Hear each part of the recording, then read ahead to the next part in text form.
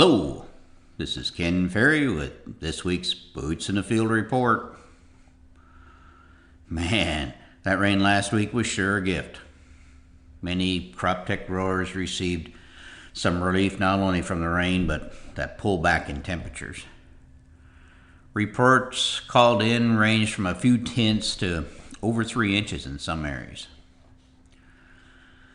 Like usual, though, when those high rain amounts come, other weather comes with it.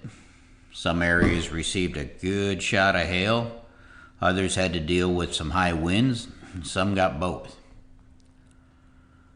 While we would prefer not to deal with hail or down corn, if you're going to get it, now is the time to have it happen.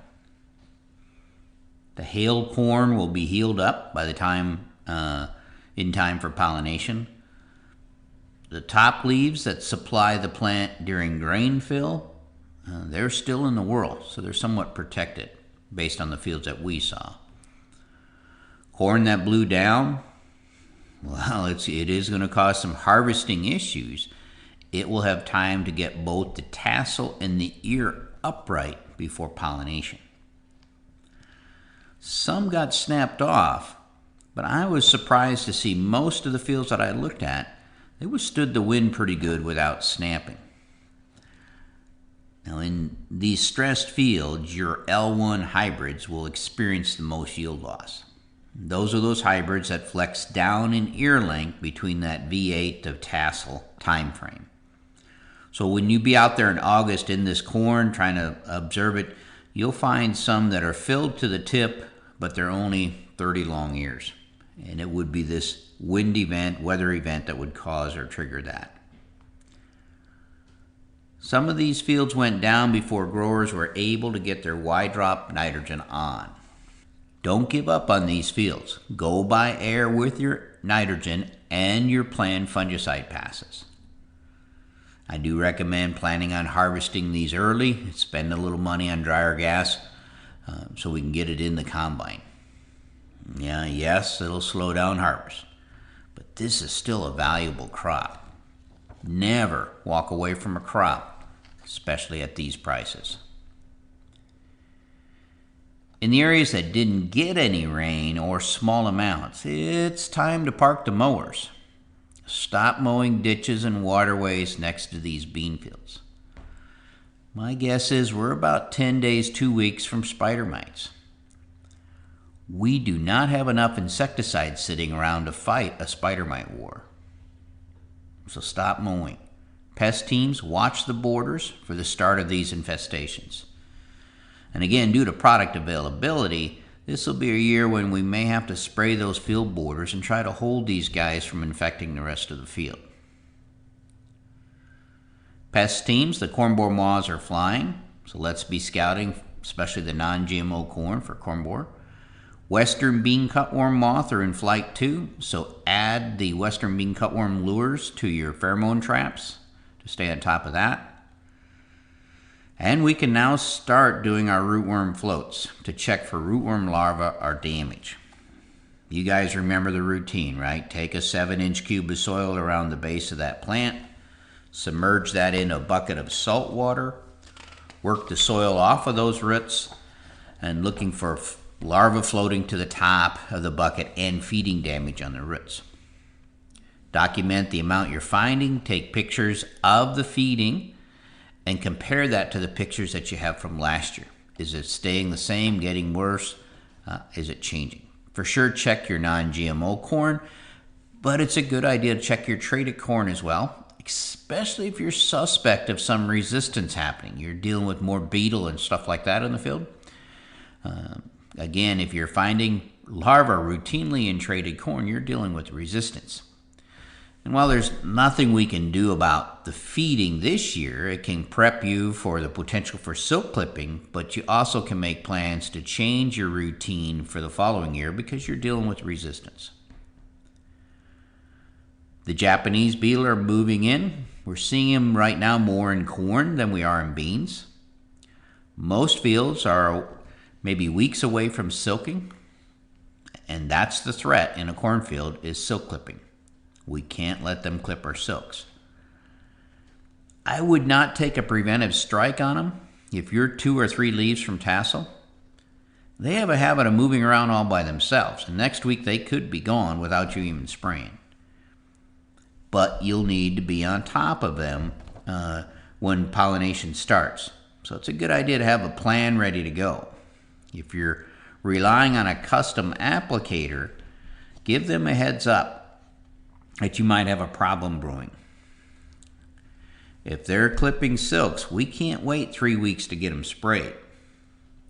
Now, some of these tougher fields, some of those April planted fields that maybe we hoed or should have hoed but didn't, and we got uneven emergence, you're going to have uneven pollination. So how your field looked at knee high is how it's going to pollinate. If it was uneven then, that's how it's going to pollinate. These are clipping silks, but they're pollen feeders. So they will migrate to the late emergers as pollination takes place. So remember that when you're scouting. It's a situation where you're going to find plants loaded up with silk clipping, and then the next maybe have brown silk already.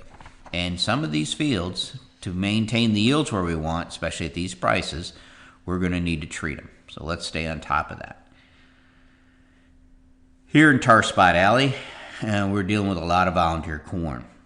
This last welcome rain has fired off another batch of volunteer corn. Guys are complaining that they must go back a second time on this corn.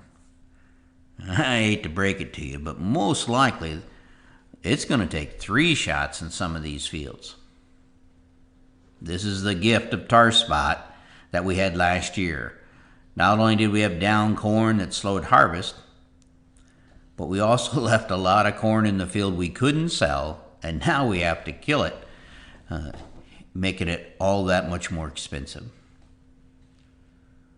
All pest teams should be on the lookout for tar spot. Don't forget to call the office if you find some. I expect to find it under pivot irrigation first. The fields that we have visited with suspect tar spot so far have not been tar spot. We've been able to basically wash the black spots off. But we saw it last year on June 30th, so we're right there at that time frame, especially in the areas that have got the rain or the areas that are under irrigation.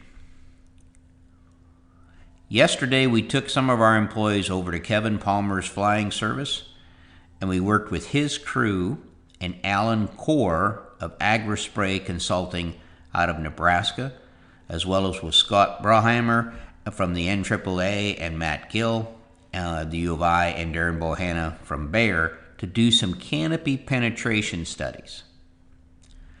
Last year, here in the heaviest area of tar spot, here in Tar Spot Alley, we dealt with streaking on our aerial applications.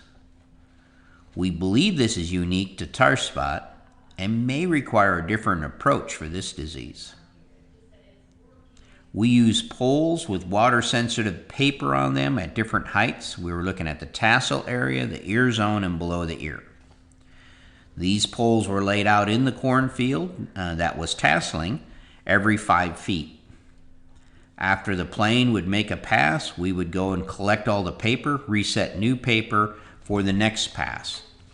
Matt and Scott would scan these cards into a software program to analyze and create some output. We looked at different nozzles, we looked at nozzle setup, we looked at swath width, we looked at plane height above the canopy. This project took many hands, a lot of sweat, and most of the day to accomplish. A big thanks to Alan Core of AgriSpray Consulting of Nebraska for coordinating the day. Alan travels the whole country calibrating airplanes. Well as a big thank you to Kevin Palmer and his crew, especially the pilot Dave Bauer, for making the day happen. We're still working through the data collected, but we learned a lot about canopy penetration. We plan to do similar work with the drone applications as well. When we get the data compiled, we'll present it to your aerial applicators that were at our March meeting we had on tar spot streaking issues.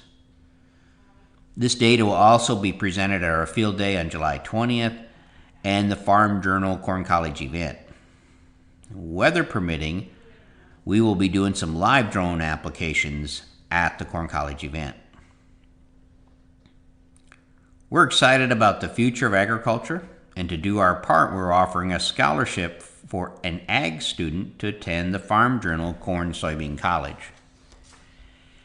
Anyone who is a high school senior or currently enrolled in college with an ag major can apply for the scholarship, which covers the cost of the admission for the 2022 Corn College event here at Hayworth, July 26 and 27. To apply, go to the Corn College Soybean tab on our website, croptechinc.com, and then select Apply for Scholarship button. You have till July 10th to apply. Crews have wrapped up the summer sampling. As the weed acres come off, don't forget to let us know, and we'll clean them up as well. Everyone here at CropTech wishes you a happy 4th of July. Go out and celebrate this great country we live in and the freedom we enjoy with it. To stay up to date, check out our website at croptechinc.com and subscribe to our podcast, Boots in the Field Report. Keep her safe, keep her moving.